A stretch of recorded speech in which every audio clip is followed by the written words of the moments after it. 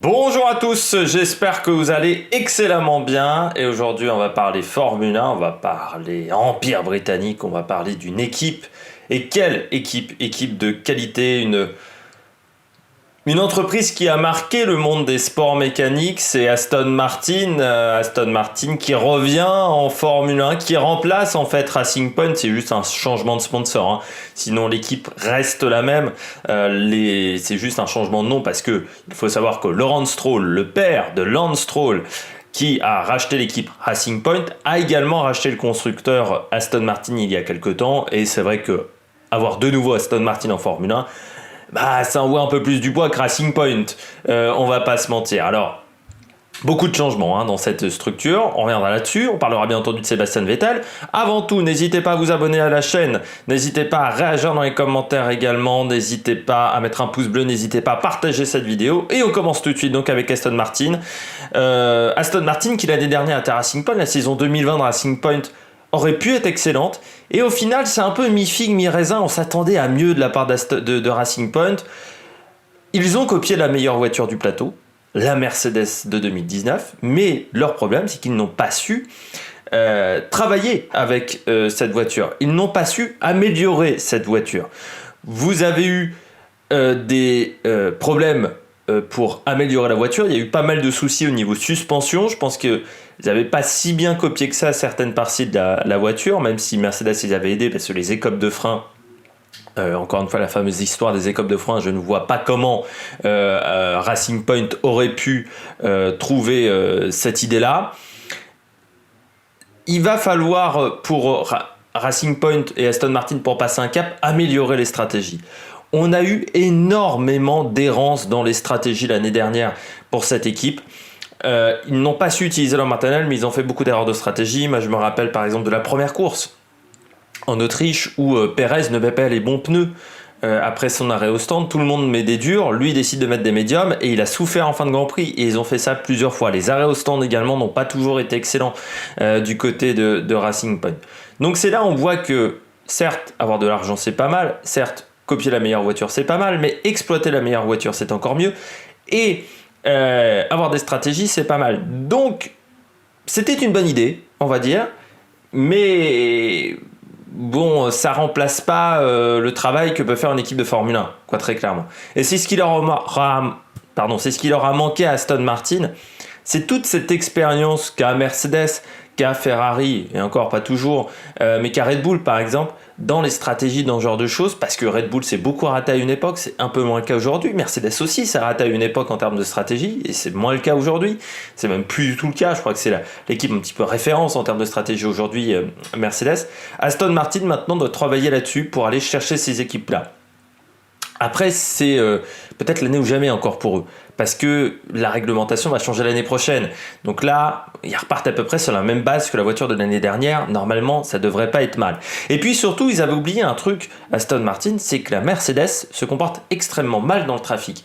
Et c'est vrai qu'ils ont souffert quand ils étaient dans le peloton. Certains Grands Prix, ils étaient un peu moins bien, ils se qualifiaient moins bien, ils se retrouvaient dans le peloton. Et là, le problème de la Mercedes s'est retrouvé sur l'Aston Martin, c'est-à-dire une voiture qui n'aime absolument pas être dans le trafic. Donc ça a été très compliqué pour eux. On passe du côté des deux pilotes.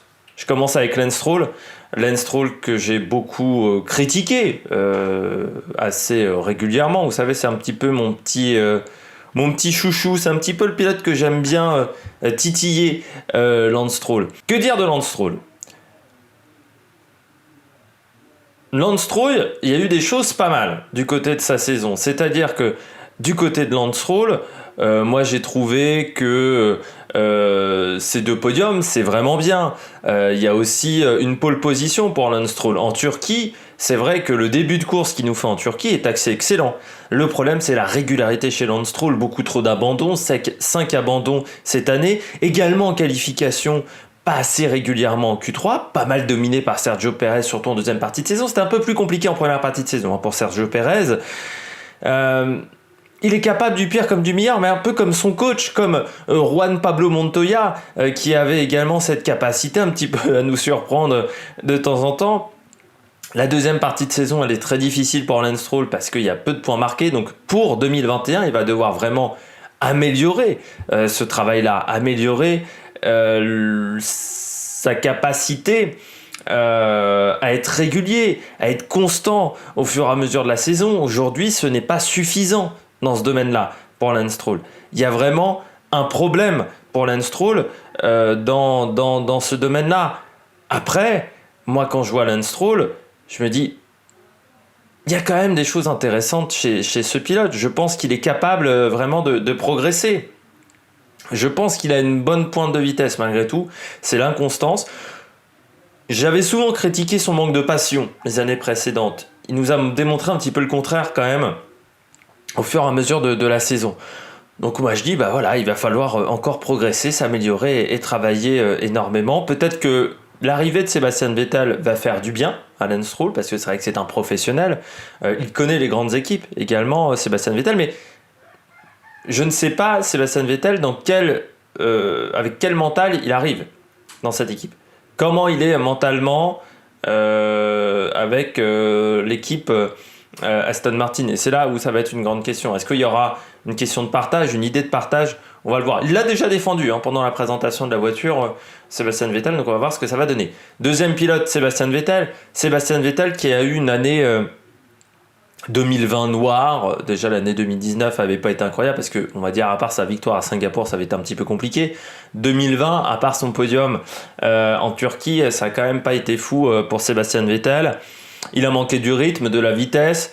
Je pense que le fait de savoir que son contrat n'était pas renouvelé dès le début de saison, ça a été une erreur stratégique de la part de Ferrari, mais ça l'a mis dans une disposition où grosso modo il s'en foutait en début de saison de faire gagner des points à son équipe ou pas.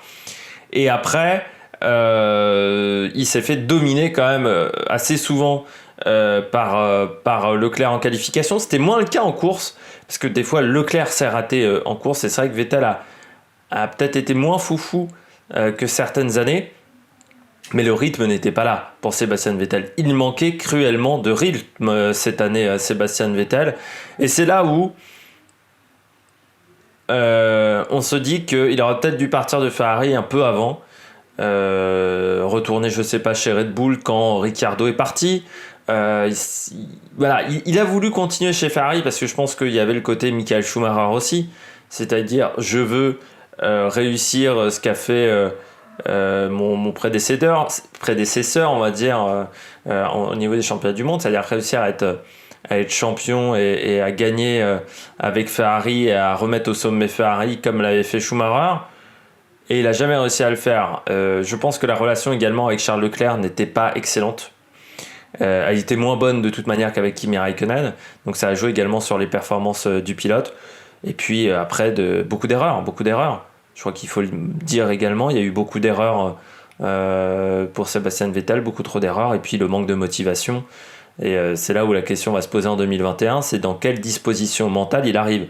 Est-ce qu'il arrive en étant extrêmement motivé? Est-ce qu'il arrive avec de la motivation et l'envie de bien faire? Si les résultats sont pas bons, comment ça va se passer? Est-ce qu'il gardera la motivation? Si les résultats sont bons, là ça sera plus facile pour lui. Est-ce qu'il est encore en capacité de faire des podiums, de faire des grands résultats?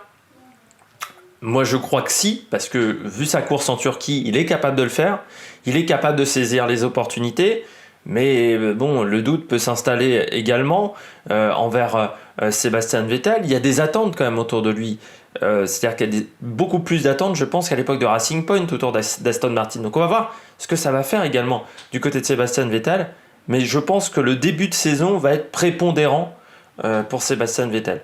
Vraiment, le début de saison va être une indication de ce que peut produire le pilote allemand. Donc on va voir ce que ça va donner. Peut-être que certains ne sont pas rassurés par les performances du pilote allemand, mais moi j'ai envie d'y croire. J'ai envie de croire à Sébastien Vettel, donc j'espère que ça va le faire pour le pilote allemand. J'espère que vous avez aimé cette vidéo, si vous avez aimé cette vidéo, n'hésitez pas à réagir dans les commentaires, n'hésitez pas à vous abonner à la chaîne, n'hésitez pas à mettre un pouce bleu. Dans les commentaires, n'hésitez pas à me dire ce que vous avez pensé de la saison 2020 de cette équipe et les objectifs pour la saison 2021, vos perspectives d'avenir sur la saison 2021 d'Aston Martin. Et puis nous, on se retrouve pour de nouvelles aventures sur l'Amérique Production. Ciao, ciao!